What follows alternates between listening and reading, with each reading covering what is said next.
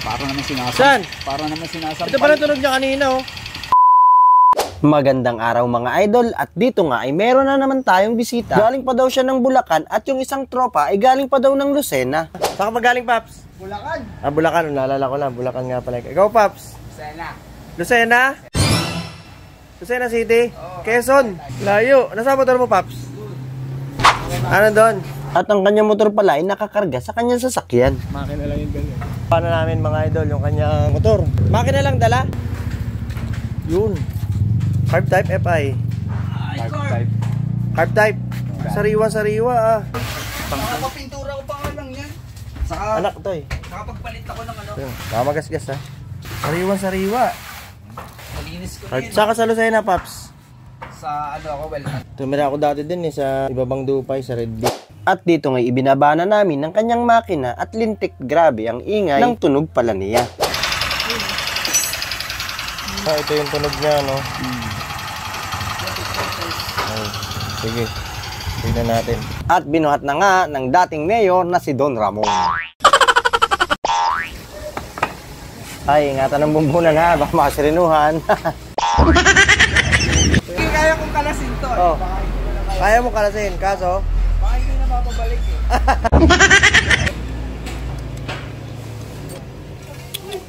Gas-gas.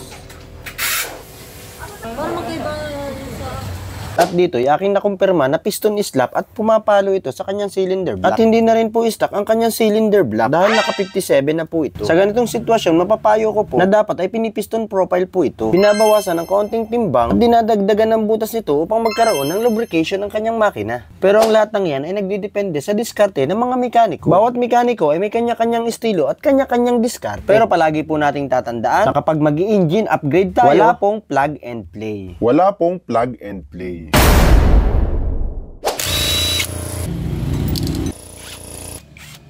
At dito nga, inumpisa na namin operahin at biyakin ang kanyang makina. At nang sa ganun, ating pang makita kung ano pa ang diferensya sa loob nito. Okay.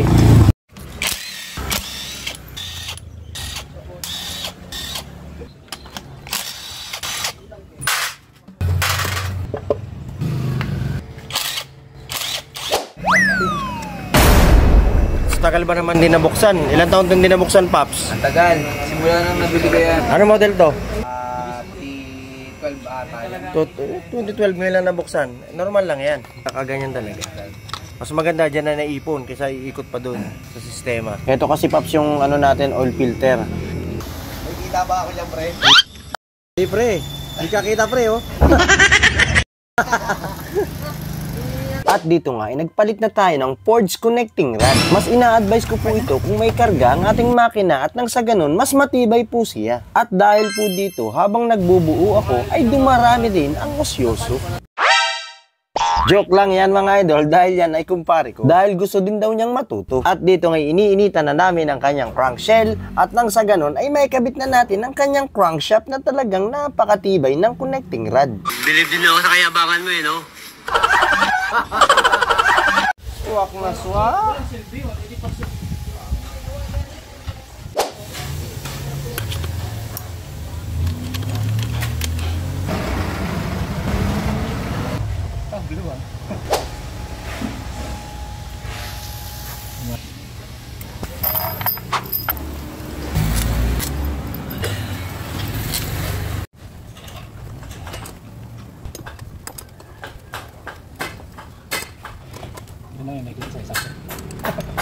Mga idol, nandiyan na ang bagyo. Andito na ang mata. 2 hours later. At dito nga po ay nabuo na ang makina ni Tropa at ang kanyang cylinder block ay hindi na natin pinalitan. Nag-piston profile na lang tayo at nang sa ganun, mas maganda ang performance nito at hindi ganun kaingay. At abangan nyo na lang sa susunod na video kung paano ginawa ko sa piston profile nito at gagawa po tayo ng sariling video para po dito. At dahil makina nga lang ang dinala niya, kailangan natin ng harness upang mapagana natin ito at mapaandar. Dahil gusto ko marinig ni Tropa kung meron bang pinagbago o wala sa dating tunog ng kanyang makina. Yan. Ito harness. Wala si Idol na motor eh, kaya makina lang dinala niya dito. Kailangan ng harness para mapaandar. Alright. Ito kailangan, CDI, starter motor, ignition coil, battery, yan. Kailangan din yan para ma-start natin ito. Starter motor. Harness, importante ito, harness. Andar na. Ong. Testing. Dito ang gasolina, dito. Hawakan ko. Testing. Yun, mas tumahimik niya kaysa kanina. Takpan mo itong butso, takpan. Huwag masyado miritin.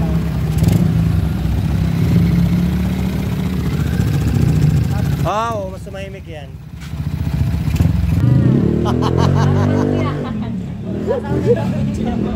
At dahil tapos na ang aming proyekto, ikakarga na namin ito sa kanyang sasakyan at nang maiuwi na niya sa Lucena. At kung umabot ka sa punto ng bidyong ito at natuwa ka at may natutunan ka, paki-like and share naman at paki-follow na rin para masaya. Shoutout nga pala sa mga idol ko na palaging nanonood.